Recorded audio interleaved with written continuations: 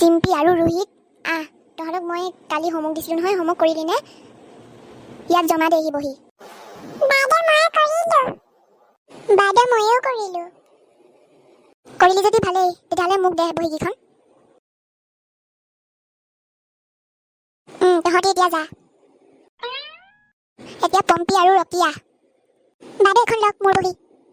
দিয়া পম্পী। আৰু ৰকি তোৰ বহীখন। বাইদেউ মই মানে হোমৱৰ্ক কৰিছিলোঁ, কিন্তু বহীখন আনিবলৈ পাহৰি থাকিলোঁ।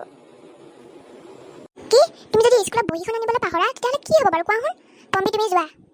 Okay ma'am. এইপিনে আৰতি, এয়া দেখিলি নহয় এতিয়া চবে বহি দিলে, তইহে অকল নাই দিয়া।